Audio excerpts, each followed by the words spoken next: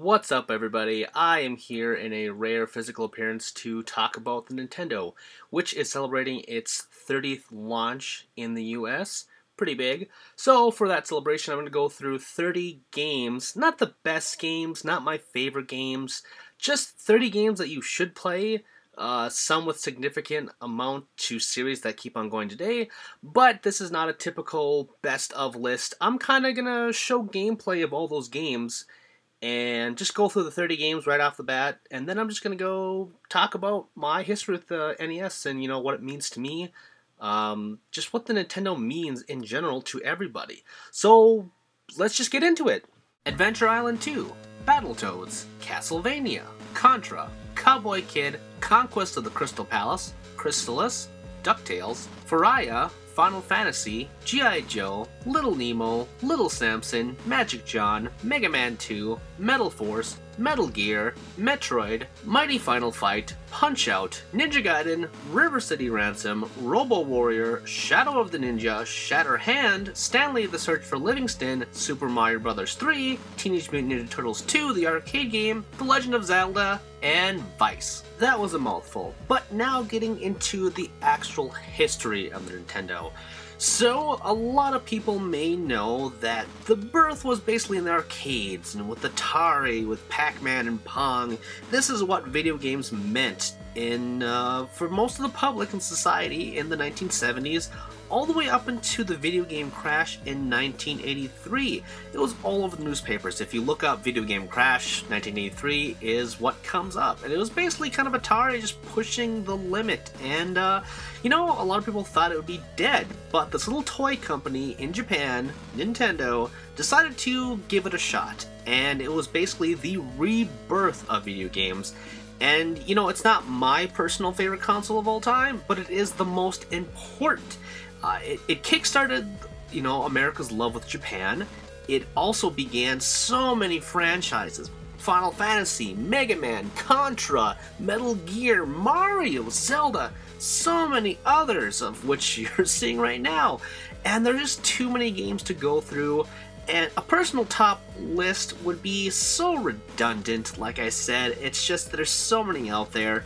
And it would consist of, all the huge classics, all the Marios, the Zeldas, the Mega Mans, and it's hard to narrow down. That's why in this list, or at least in this footage, you're only seeing one of each franchise, just because, again, not to be redundant, and I'm just kind of talking about my personal history with it, along with, a little bit of the history of it actually launching. But anyway, it launched on October 18th, 1985 in America, 2 years after its launch in Japan. In Japan, it was called the Famicom. A lot of people may know. But yeah, it launched here, and it was a huge explosion. People just raced to the markets. It was one of those things where it was hard to find. And personally, when I became cognizant of video games, the Atari and the Nintendo were in the household. I don't know how we got them. We somehow had multiple.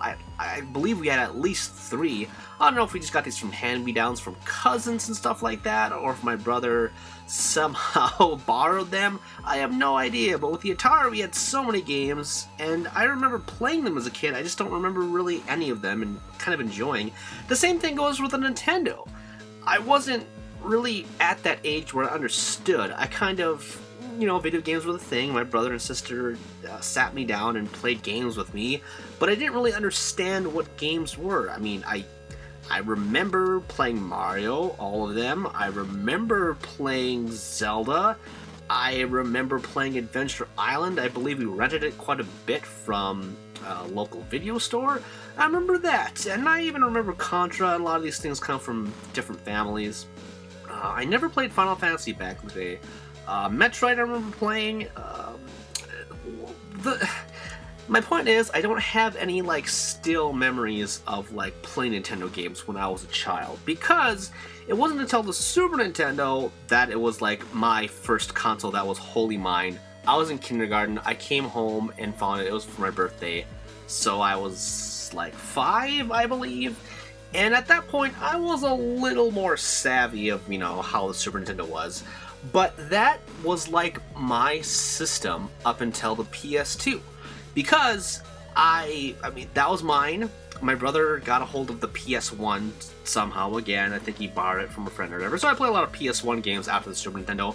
But I still have that Super Nintendo now. And I'll talk about this next year when we do the anniversary of that. But, you know, that was my life from kindergarten all the way through high school.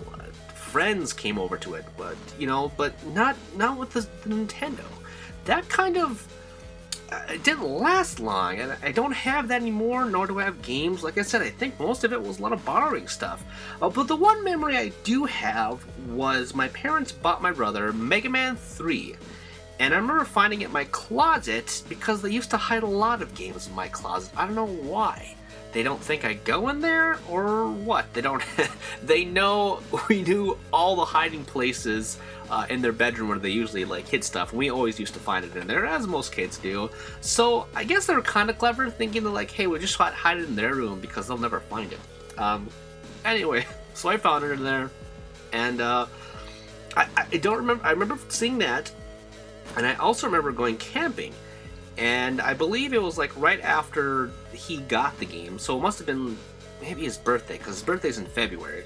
So maybe he got the game, and then we went camping later that spring or summer, and we begged them to take this old black and white TV we had. So we took this Nintendo and Mega Man 3 and this black and white TV to the campground, and I remember the two of us just playing it back and forth. And also... one of my favorite, I think actually my favorite animal of all time is the raccoon. So there was raccoons that night. I remember monkeying with stuff on the table, and I remember playing Mega Man and just like not hearing them until my parents turn that down, and then we're obviously keeping them up because it was just one tent. But then there's raccoons, so that's like my most impressive memory. I say impressive because I just remember that distinctly. Again, I couldn't tell you a single time I played any of those other games. I kind of remember Mega Man 4 at another kid's house. I don't remember any context. I remember playing like Contra at a cousin's house, but they're all just like, yeah, I remember seeing that at someone's house, I think. But the Mega Man one, that one is the most distinct memory I have with it. But then, warping forward to today, and it might be just a little bit seedier, but I mean, let's talk about the good side of things. With the Wii, the thing that I was most excited about was their Virtual Console. Now I would be able to buy Nintendo games, Super Nintendo games, 64 games, all these old games I never got to appreciate as a kid. I could buy them, from this virtual thing and just play them. However, I don't think the price was there. They weren't, obviously $60, but I don't think they were exactly priced well. And I never had a Wii because I went the PS3 route, because that nostalgia wasn't there for me besides the Super Nintendo. And the PlayStation was my thing because, like I said, the next step was the PS2. Again, these things I'll talk about another time, but narrowing down on Nintendo, I never really monkeyed with emulators because I never really had a computer that was good for emulation. I've always been Mac.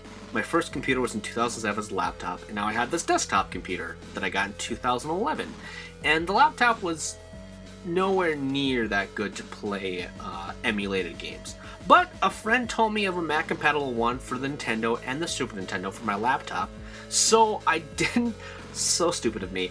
I did not bring any consoles with me when I went to college, and I brought my handhelds. I brought my DS and I brought my PSP, and I thought that would be, good enough for me.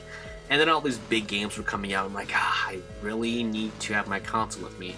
But in that meantime, I did have the emulator for the laptop, which kind of ran fine, but as a laptop it, overheated very much, and I needed that for school, so I kind of stopped and didn't really play it that much. But I did try a lot of games that I kind of remembered from the Nintendo and the Super Nintendo, and then I kind of discovered a lot of like, hey, I heard this game was good, so I played it, and I'm like, oh, wow, like, I never played DuckTales, but then I played it on this emulator, and I was like, wow, this is really awesome.